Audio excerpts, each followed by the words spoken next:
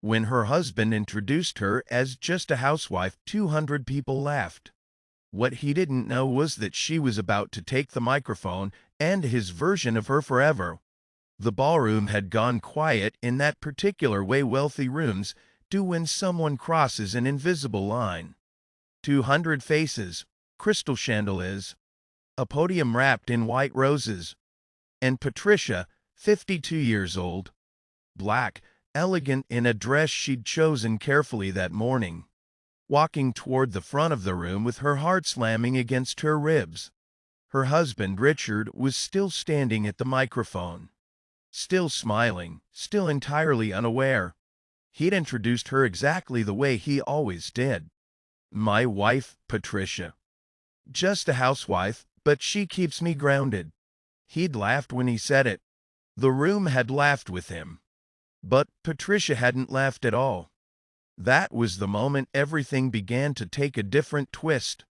This is a golden heart story for anyone who's ever felt invisible in a room full of people who should have seen you. Before we continue, tell me in the comments, have you ever been introduced as less than you are? Patricia Jennings had learned how to be small. Not physically, she'd never been small that way. But emotionally, in rooms like this one, where Richard's colleagues gathered with their wine and their laughter and their easy certainty that they belonged, she had perfected the art of blending in. 26 years of marriage had taught her where to stand, when to smile, how to nod at the right moments during conversations about quarterly earnings and vacation homes in Napa. She had become exactly what was expected: a wife, a well-dressed accessory to Richard's rise through the ranks of corporate America. Just a housewife. The phrase had started as a joke between them. Back when they were young and broken, Richard was still climbing. Back when Patricia had put her own career on hold to raise their 2 sons. "You're not just anything," he used to say, kissing her forehead in their tiny apartment. But somewhere along the way, the joke had calcified into truth, and Patricia had stopped correcting him. Richard Jennings believed in appearance. He believed in the right schools, the right clubs, the right charities. He believed that success was a performance, and he had spent 30 years perfecting his role. Senior Vice President, fundraiser chair, respected voice in the community. He loved Patricia, he did, in the way men like him loved their wives. Steadily, distantly, with the assumption that love was a constant, like gravity, requiring no maintenance. He didn't notice when she stopped talking at dinner parties. He didn't notice when she started spending more time in the study, reading books he never asked about. He didn't notice the way her jaw tightened every time he introduced her, because Richard had learned not to look too closely at things that might complicate his narrative. The charity gala was his event, his name on the program, his speech prepared weeks in advance, his moment to shine in front of the board members who'd decide his next promotion. Patricia was supposed to sit at the table near the back, smile warmly, and applaud at the right moments. That was the plan. But then the MC had called Richard to the stage, and Richard, flushed with wine and confidence, had decided to be generous. "Before I begin, I want to acknowledge my wife, Patricia." She looked up, surprised. "She's just a housewife, but she's the reason I'm able to do this work. She keeps me grounded." The room had erupted in polite applause, and Patricia had felt something inside her crack clean in half.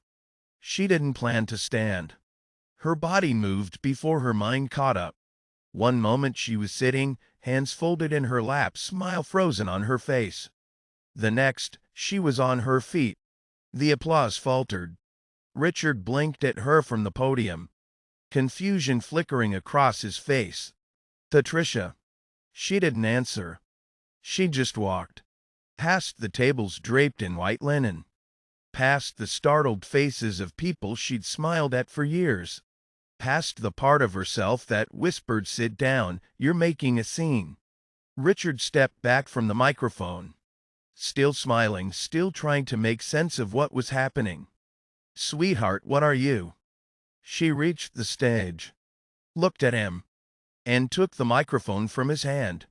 Someone in the front row shook their head, as if warning her. The silence that followed was absolute. Patricia's hands were shaking. Her throat was dry.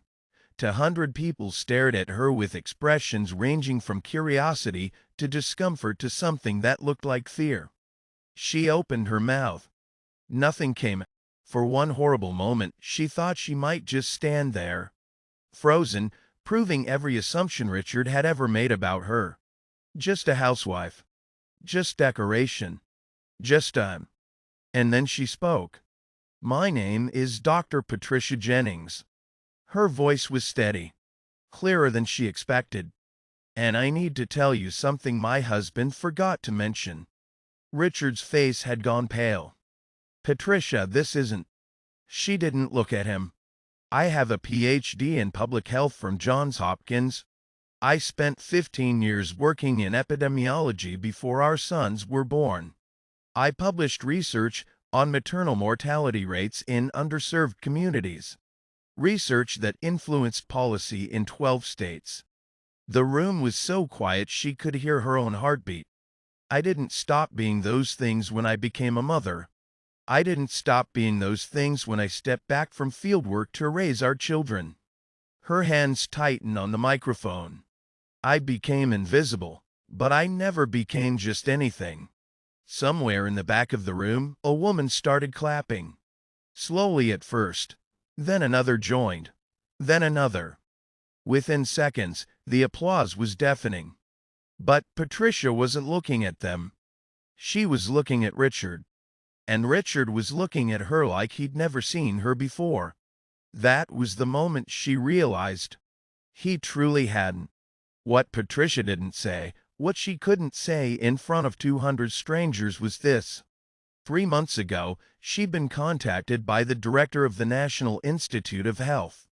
They'd found her research, her old publications. Her name buried in academic journals Richard had never asked to see.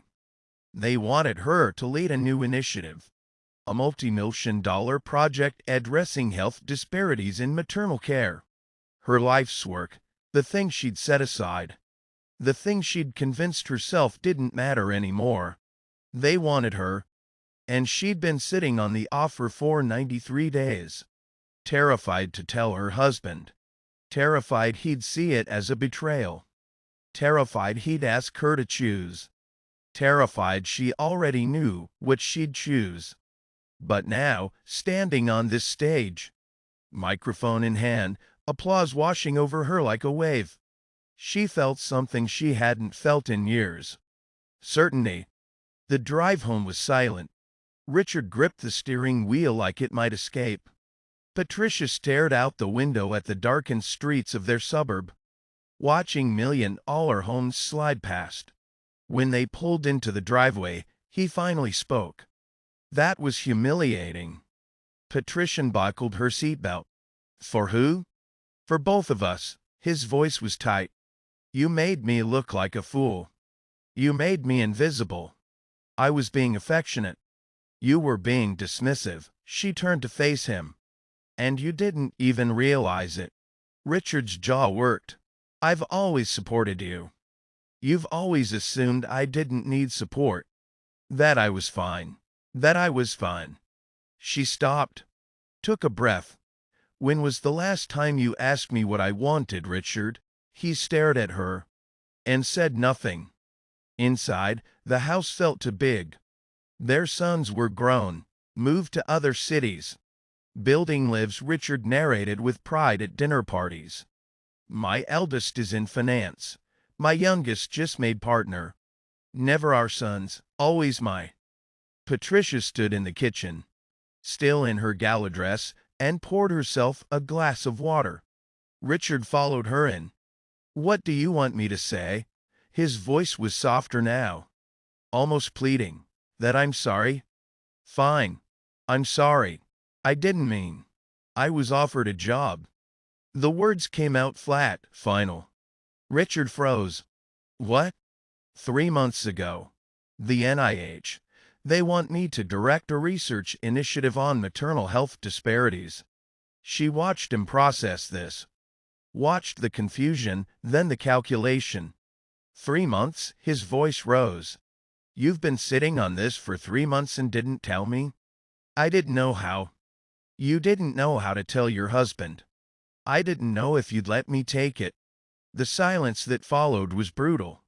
Richard's face changed. Something flickered behind his eyes, hurt maybe, or recognition. Let you? He repeated quietly. Patricia set down her glass. Every decision we've made for 26 years has been about your career, your promotions, your reputation. I put myself aside because I thought that's what partnership meant. You never said. I shouldn't have had to. Her voice cracked. You should have seen me, Richard. He opened his mouth, closed it, looked at his wife, really looked at her, and realized he had no idea what to say. The argument came 2 days later. Patricia had started packing her office, the small room off the kitchen where she'd spent years volunteering for nonprofits, organizing school fundraisers, doing the invisible labor that kept their life running smoothly. Richard found her boxing up books. You're serious about this? It wasn't a question. Yes. The job is in D.C. Yes. And you expect me to just what? Uproot my entire life? Patricia stopped packing. I didn't expect anything. I'm telling you what I'm doing. Whether you come with me is your choice. Richard's face flushed. My choice? Patricia, I have a career here. Responsibilities. The board is about to vote on my... I know. Then how can you ask me to? I'm not asking. She turned to face him fully. I'm 52 years old, Richard. I've spent half my life making myself smaller so you could grow. And I'm done. His hands clenched. So this is about revenge? Humiliating me at the gala, throwing away our marriage? This is about me existing. Her voice was steel now. This is about me mattering. Not as your wife. Not as decoration, as myself. You've always mattered. No. The word cut through the air. I've always been convenient. There's a difference. Richard stared at her. And then he said the thing that couldn't be unsaid. If you take this job, I won't follow you.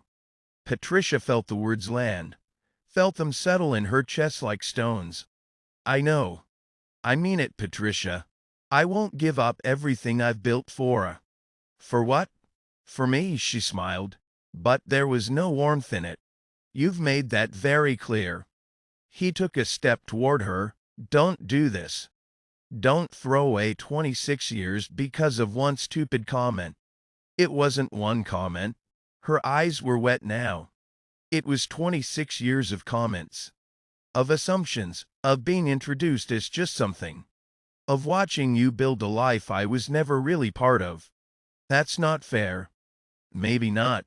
She wiped her eyes. But it's true. Richard left the room. She heard him in his study making phone calls. Probably to their sons. Probably framing this as her midlife crisis. Her selfishness, her sudden irrationality.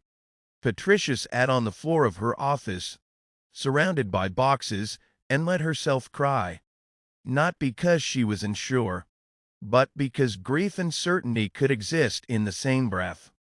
A week passed. Richard moved through the house like a ghost. They spoke in logistical sentences. Did you call the accountant? What time is your flight? I'll be at the club. Patricia finalized the details with NIH. She would start in 6 weeks. She rented a small apartment in Alexandria. 1 bedroom, a view of the river. Space for books and quiet and the life she was choosing. On her last night in the house, she found Richard in the living room. He was holding a photo album. Their wedding. Their sons as babies. Vacations in places she'd forgotten. I didn't see you, he said quietly. You were right. I didn't see you. Patricia sat down beside him. I know. I don't know how to fix this. She looked at the photos, at the younger versions of themselves, smiling at a camera, believing in permanence. Maybe you can't. Richard's hands trembled. So that's it? We're just done? I don't know. She was honest. I don't know what we are anymore. He closed the album. I'm proud of you, he said. I should have said that first. I should have said that at the gala. Instead of it, his voice broke. I'm proud of you, Patricia. And I'm sorry I made you feel like you needed my permission to be extraordinary. She felt the tears come again. Thank you. They sat in silence. To people who'd built a life together, watching it reshape into something unrecognizable. If this story reminds you of a special event in your life, share it with those involved. 6 months later, Patricia stood in a conference room in Bethesda, presenting preliminary findings to a room full of policymakers. Maternal mortality rates, racial disparities, intervention strategies. Her voice was steady, her data was airtight. Her presence commanded the room. Afterward, her assistant handed her a message. Call from Patricia Jennings. She stepped outside, dialed. Patricia. His voice sounded different. Tired, maybe. Or just honest. I saw the Washington Post article. The one about your initiative. Oh. They called you a leading voice in public health. She smiled slightly. They did. A pause. I'm in D.C., he said. I might took a consulting position here. Part-time. It's not what I had before, but... Her breath caught. Richard. I'm not asking to move in, he said quickly. I'm not asking for anything. I wanted to be closer. To see if we could. He stopped. I don't know. Figure out what comes next. Patricia closed her eyes. I'd like that. They met for coffee the following week.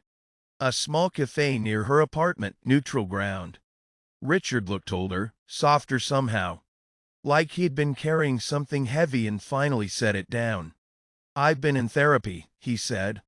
Patricia raised her eyebrows. Dr. Kowalski, she's very direct. Doesn't let me get away with anything. He smiled weakly. She says I have a pattern of expecting the people I love to orbit around me. She's not wrong. No. He looked down at his coffee. She's not. They talked for 2 hours. About the last 26 years. About what they'd lost. About what might still be possible. Richard didn't make promises. Patricia didn't ask for them. But when they stood to leave, he touched her hand. I see you now, he said quietly. I know that doesn't fix anything, but I see you. She squeezed his fingers. It's a start. 3 years later, Patricia's initiative had influenced policy in 38 states.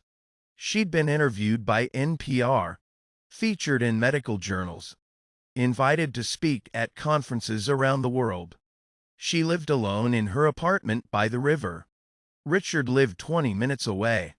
They had dinner once a week, sometimes twice. It wasn't the marriage they'd had. It was something quieter, more intentional. Something built on seeing each other. Really seeing instead of assumption. Their sons ask when they get back together. Patricia never knew how to answer. Because maybe they already were together. Just differently. On the anniversary of the gala, Patricia received a package. Inside was a framed copy of the Washington Post article. And a note in Richard's handwriting. Dr. Patricia Jennings. Never just anything. I'm sorry it took me so long to say it. She hung it in her office, where she could see it every day. A reminder, not of what was lost, but of what she'd found when she finally stopped making herself small. Thank you for spending this time with Golden Heart Stories. If this story moved you, like and subscribe. Your support is what keeps us telling stories that matter. What part of this story stayed with you the most?